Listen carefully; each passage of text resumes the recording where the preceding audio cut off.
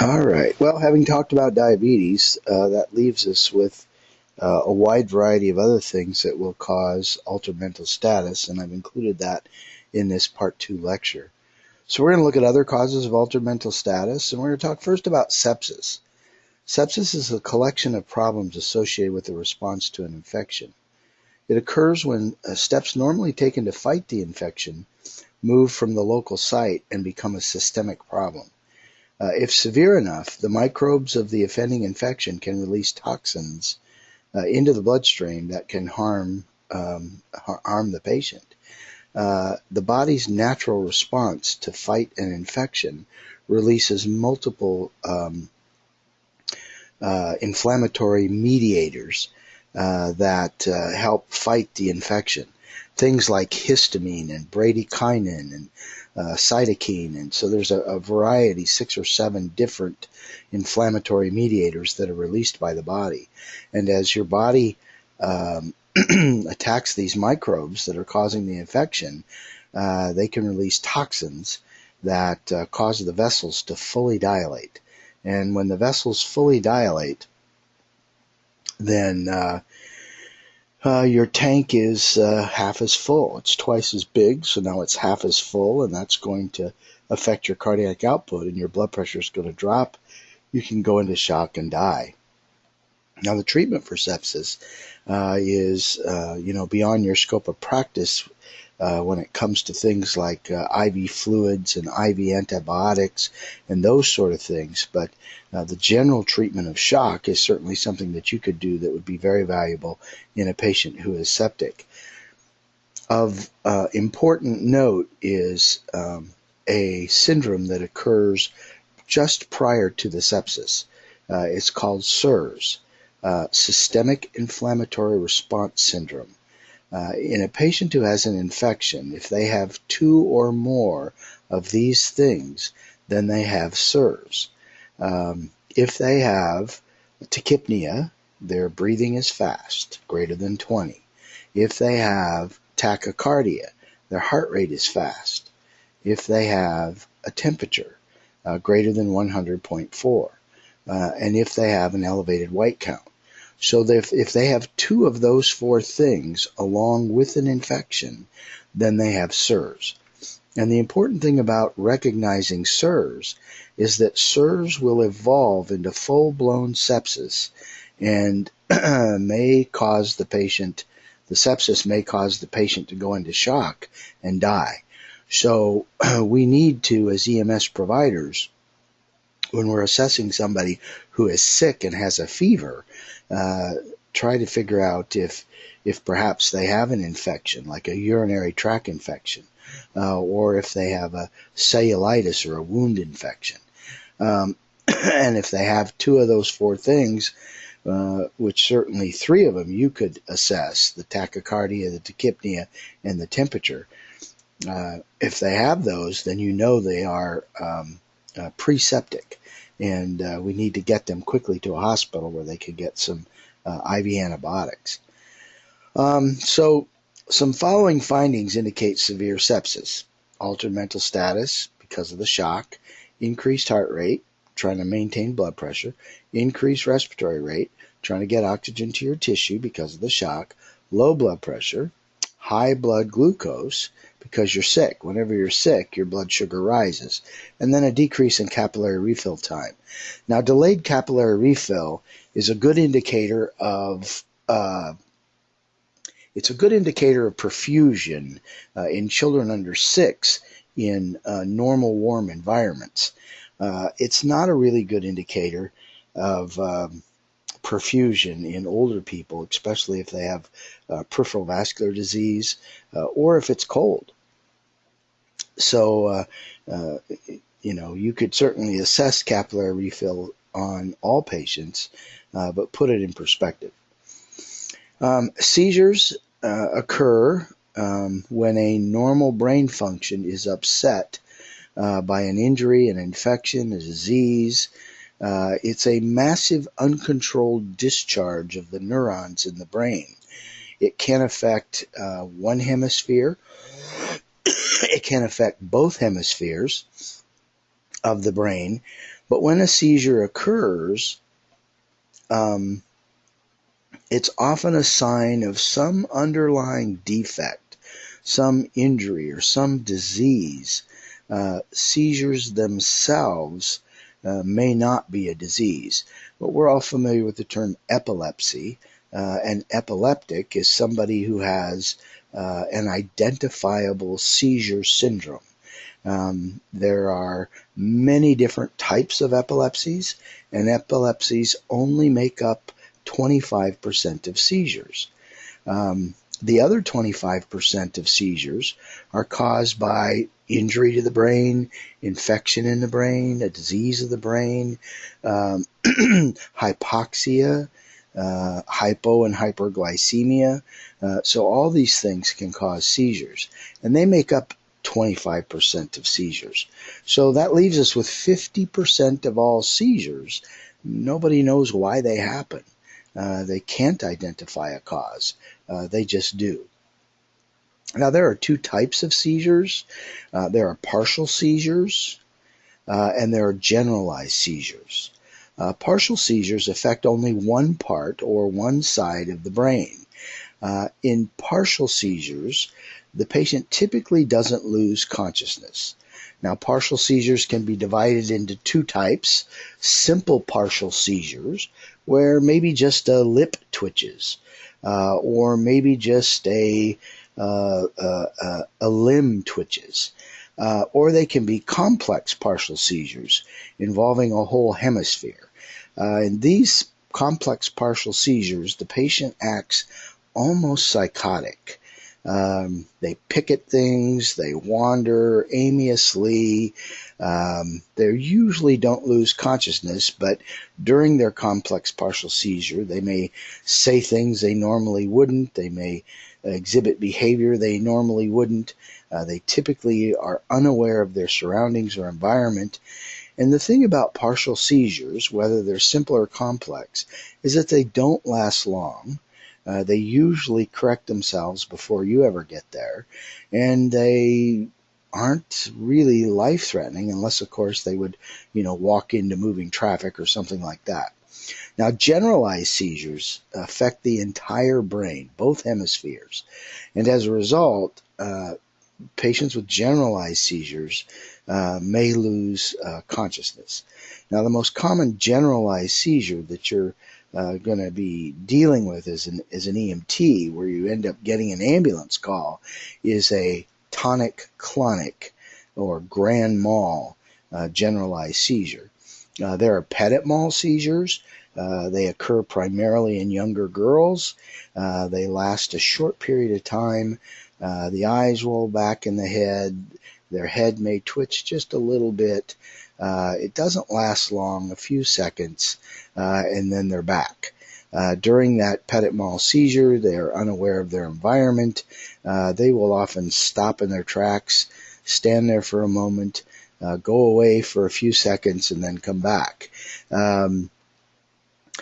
When this occurs, particularly when sitting in a classroom, they may have up to 150 of these a day, and they're often accused of just being daydreamers, those sort of things, when in fact they're having seizures. The grand mal seizures are very graphic.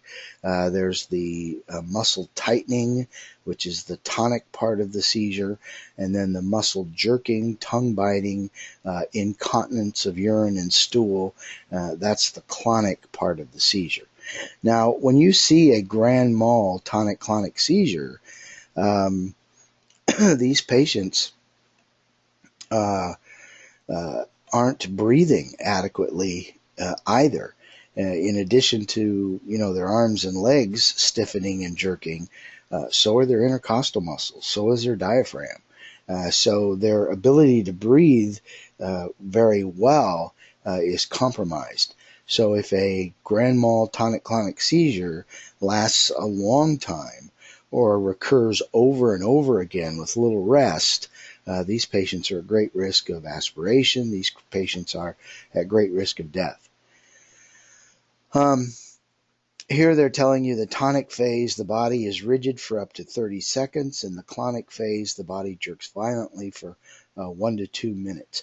And during that violent jerking, that's where you get tongue biting, that's where you get incontinence of urine and stool. After a tonic-clonic seizure, just because of the amount of energy that your body expends during the seizure, you're tired. After the convulsions stop, there is a very slow period of regaining consciousness, and it's known as the post-ictal phase. During that post-ictal phase, the patient may be unsure of their environment. They are slowly waking up. They may become violent in that post-ictal phase, especially if they're not sure of their environment. It's important that you, following a seizure, that you keep these patients on their side during the post-ictal phase, so that they, don't, if they should vomit, they won't aspirate it. Now, some seizures are preceded by an aura.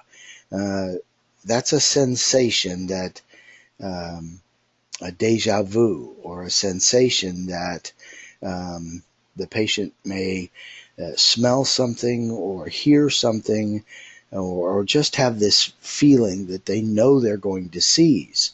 And, obviously in patients who are in very in touch with their seizure disorder and have these auras, they're able to lie down prior to the seizure occurring, so it doesn't, they don't end up injured from a fall. Now, again, these are some causes of about 25% of the seizures: hypoxia, stroke, traumatic brain injury, toxins, hypoglycemia, brain tumors, congenital brain defects, infections, metabolic problems like metabolic acidosis, and idiopathic is we don't know. Idiopathic seizures make up about 50% of all seizures. In other words, they occur, but we have no idea why. Epilepsy makes up about 25% of the seizures, and so epilepsy can cause seizures. The issue with an epileptic often is you don't feel any different when you take your medication.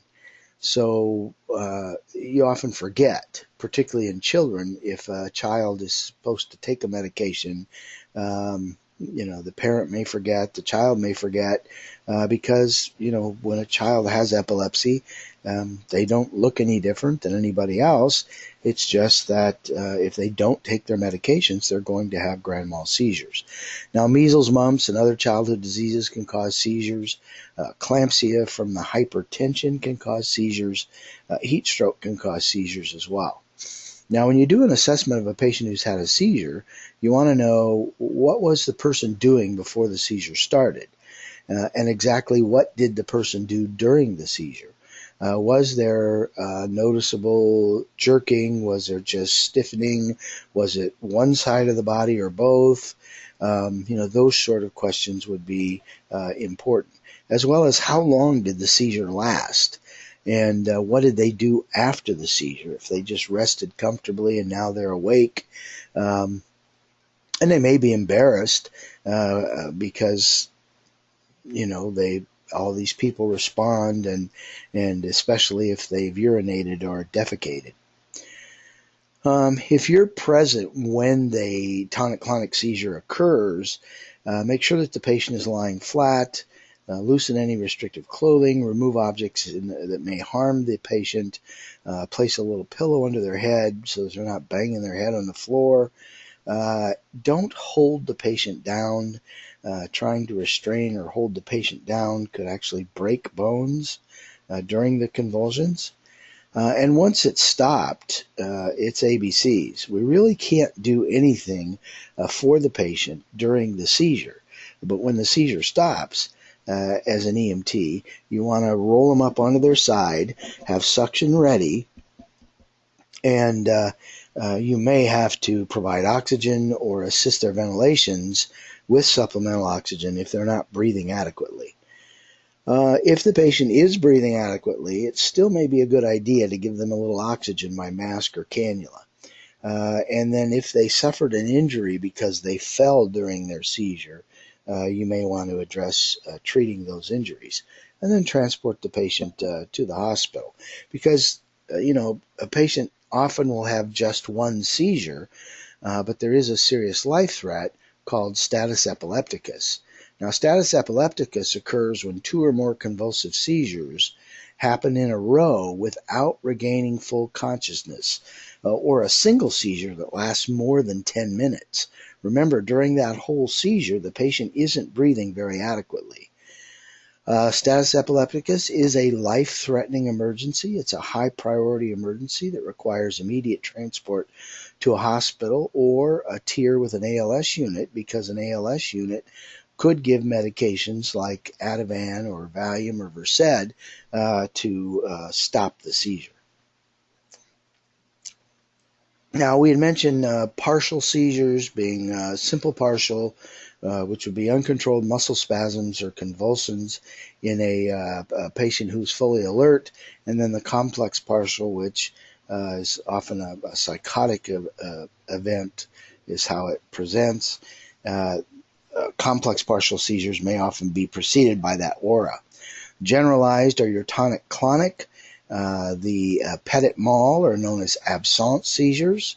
Again, that's a brief, without dramatic motor activity, temporary loss of consciousness or awareness.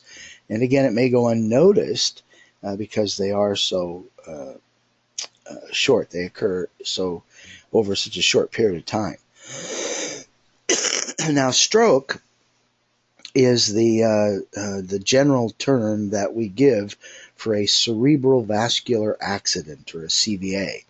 Now, stroke is caused by either a blockage in the artery in the head or one of the arteries in the head, or it can be caused from bleeding from a ruptured blood vessel inside the head as a result of hypertension. Stroke may cause death, or stroke may cause brain injury because of oxygen deprivation. Signs and symptoms that somebody's having a stroke are one-sided weakness. They may have hemiparesis, which is very common. They may have difficulty speaking or complete inability to speak at all. They may have a headache. Headache that's caused from bleeding inside of the head, because the bleeding occurs suddenly, is often described as the worst headache of their life. An explosive thunderclap headache that came out of nowhere. And usually then within the first hour, depending on the size of the bleed, these patients are really sick. They're the ones that are unconscious and having seizures. So strokes can cause confusion, dizziness, numbness, weakness, or paralysis, loss of bowel or bladder control, double vision, impaired vision, and are often caused by high blood pressure. Strokes can cause difficulty breathing, can cause nausea and vomiting, can cause seizures, can cause unequal pupils, headache, again, that explosive headache, can cause loss of vision in one eye. Now, it's unconsciousness, it says, is uncommon in strokes, and that's true. That you may have a stroke patient who, because of paralysis, is unable to respond, but stroke patients often will hear and see everything, even though they may not be able to respond. So it's important that we communicate with the stroke patient the best that we can. Remember that damage to the brain can cause partial or complete loss of the ability to use words or use the right words. Patients who have a stroke may become aphasic. A person suffering from aphasia means that they're having difficulty communicating. Aphasia is a condition where they may not be able to speak at all, even though they can hear and understand everything. Aphasia also could be a term used to describe the patient who answers with the wrong words, although they think they're saying the right ones.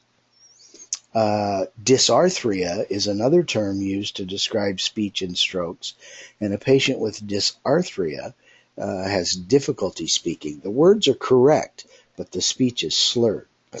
Now, a TIA is a transient ischemic attack, and these are caused when small clots temporarily block circulation to part of the brain. So it's going to cause a stroke-like symptom. Now, the World Health Organization defines TIA as stroke-like symptoms that resolve within 24 hours, often sooner. The American Heart Association defines a TIA as stroke-like symptoms that resolve in 24 minutes. Now, one of the things that you can apply as an EMT to quickly assess to see whether or not the probability of a stroke exists is the Cincinnati Pre-Hospital Stroke Scale.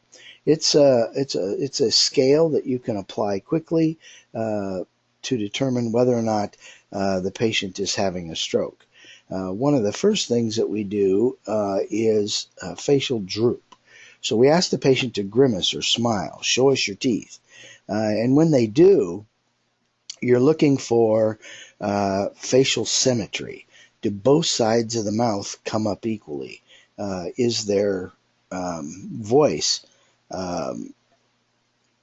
or their words coming out normal, or are they coming out slurred? So facial droop is the first thing that we look at. Arm drift is the second thing.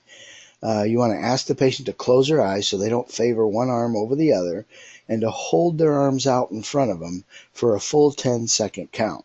If their arm drifts away, or if they're unable to pick up that arm on one side, that's a good indication of one-sided weakness, and the patient could, in fact, then be having a stroke. Now, here they're showing it with her arms palm up, and I've always been taught arms palm up. If you look at the National Institute of Health stroke scale, they talk about just raising the arms palm down, but it takes a great more strength for a patient to hold their arms out in front of them, palms up. And even if one palm rotates over, it's called pronator drift. You've got them standing there, palms up, and their hand flips over because they can't hold that palm up. That's a sign of weakness, and there's a chance that they're having a stroke. You also want to ask them to say something that they normally don't say to determine whether their speech is slurred. If you ask them to say something like their name, even if the muscles of their mouth are paralyzed or weak, they may be able to get their name out. So you want to ask them something that they normally don't say every day. You want to ask them to repeat after you. You can't teach an old dog new tricks. And as they repeat that, you want to determine whether or not their speech is slurred. Now, in a conscious stroke patient who can maintain their own airway, you want to sit them up. You want to be very calm and reassure the patient that you're going to get them to the hospital quickly to determine what's going on. Monitor their airway.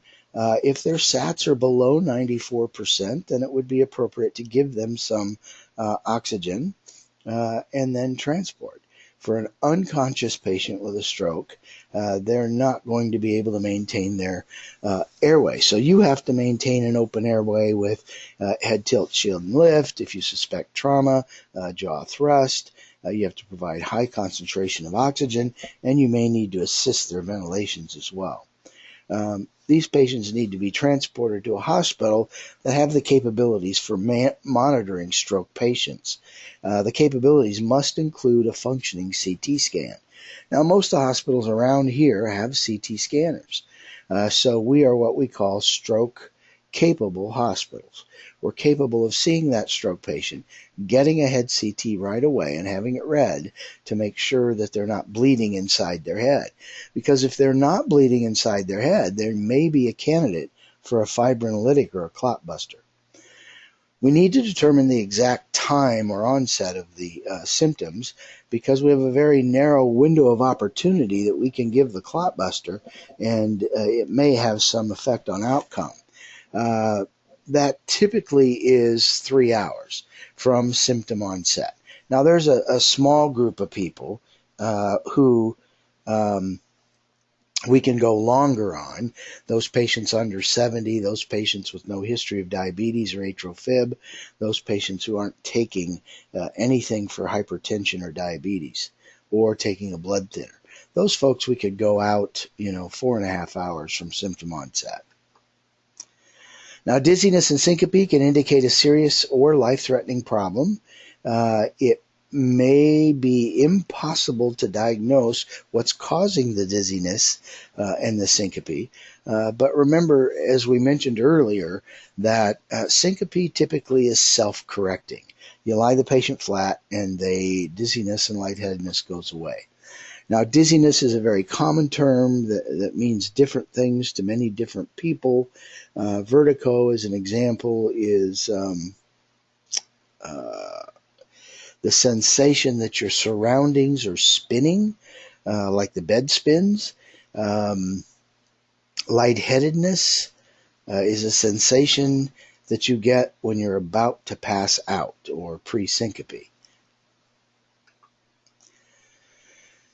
Again, simple faints, simple syncopes,